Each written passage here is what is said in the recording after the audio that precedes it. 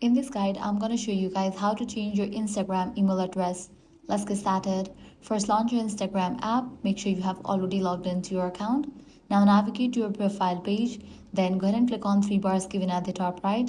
Once you're in settings and activity page, navigate to this option, account center. Now go ahead and click on the option, profiles and personal details. In this page, you're going to find the email address that is linked with your account. Click on that. Now click on the option add new contact. Now select the option of add email. Now go ahead and type in the email address that you want to link with your Instagram account. After you type in that, if you want to replace your old email address with this new one, check in for this option. Then you can click on next. Now verification code will be sent to your new email address.